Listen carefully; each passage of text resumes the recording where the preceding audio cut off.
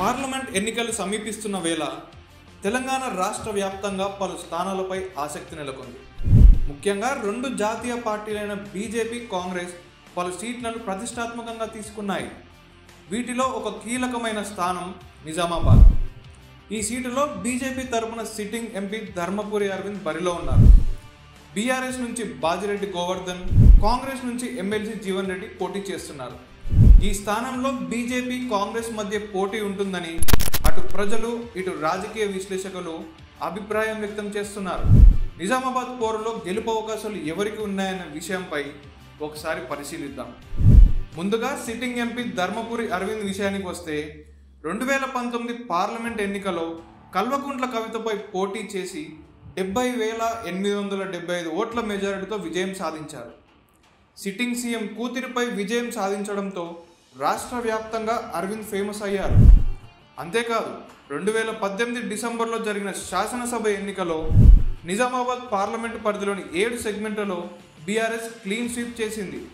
కేవలం 3 నెలల అనంతరం జరిగిన పార్లమెంట్ ఎన్నికలో మాత్రం ప్రజలు బీజేపీకి పట్టం కట్టారు. తనను గెలిపిస్తే నిజామాబాద్కు పసుపు బోర్డు తీసుకొస్తానని బాండ్ పేపర్ కూడా రిలీజ్ చేసి నియోజకవర్గ ప్రజల దృష్టిని ఆకర్షించారు అరవింద్. గత ఏడాది స్వయంగా ప్రధాని మోదీనే పసుపు బోర్డు మంజూరు చేస్తున్నట్టు ప్రకటించారు. 2024 పార్లమెంట్ ఎన్నికలను గెలుస్తానని నమ్మకంతో అరవింద్ ప్రచారం సాగిస్తున్నారు. పసుపు బోర్డు ప్రకటనతో పసుపు రైతులు తనకు అండగా ఉంటారని ధీమాగా ఉన్నారు. గత అసెంబ్లీ ఎన్నికలో నిజామాబాద్ అర్బన్, ఆర్మూర్ అసెంబ్లీ సీట్లలో బీజేపీ గెలుపొందడం, ప్రధాని మోదీ చరిష్మా, అయోధ్య రామ మందిర నిర్మాణం వంటి అంశాలు తనకు అనుకూలంగా ఉంటాయని అరవింద్ భావిస్తున్నారు. మరోవైపు కాంగ్రెస్ నుంచి సీనియర్ నేత, ప్రస్తుత ఎమ్మెల్సీ జీవన్ రెడ్డి బరిలో నిలిచారు. ఈయన జగిత్యాల నియోజకవర్గం నుంచి 6 సార్లు విజయం సాధించారు. గతంలో ఆర్ఎండ్బి మంత్రిగా కూడా పనిచేసిన అనుభవం ఉంది. 2019 కరీంనగర్ గ్రాడ్యుయేట్ ఎమ్మెల్సీ ఎన్నికలో గెలిచి శాసన మండలికి ఎన్నికయ్యారు. కాంగ్రెస్ కార్యకర్తలకు, స్థానిక ప్రజలకు నిత్యం అందుబాటులో ఉంటారని, నియోజకవర్గంలోని సమస్యలపై వెంటనే స్పందిస్తారని స్థానికులు చెబుతున్నారు. అయితే నిజామాబాద్ పార్లమెంట్ స్థానం 2 జిల్లాలలో విస్తరించి ఉంది. జగిత్యాల జిల్లాలో 2, నిజామాబాద్లో 5 అసెంబ్లీ స్థానాలు ఉన్నాయి. జీవన్ రెడ్డి జగిత్యాలకు సుపరిచితుడే అయినా నిజామాబాద్ జిల్లాలో పట్టు లేకపోవడం మైనస్ పాయింట్ అని రాజకీయ విశ్లేషకులు చెబుతున్నారు.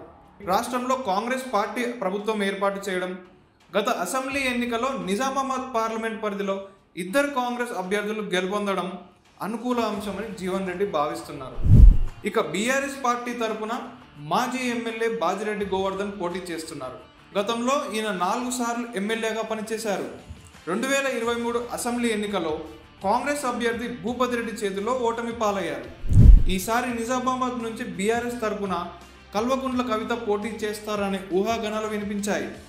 కానీ ఎమ్మెల్సీ కవిత లిక్కర్ స్కామ్ కేసులో అరెస్ట్ అయ్యి తిహార్ జైల్లో ఉన్నారు. దీంతో బీఆర్ఎస్ అధినేత కేసీఆర్ బాజిరెడ్డిపై నమ్మకంతో ఎంపీ టికెట్ ఇచ్చారు.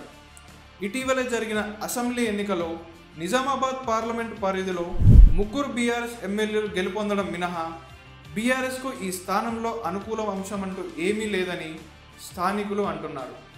ఒకవైపు కాంగ్రెస్ సీనియర్ నేత జీవన్ రెడ్డి, మరోవైపు సిట్టింగ్ ఎంపీ అరవింద్ మధ్య జరిగే పోరులో ఇందూరు ప్రజలు ఎవరిని ఆశీర్వదిస్తారో తెలియాలంటే మరికొద్ది రోజులు వేచి చూడాల్సిందే.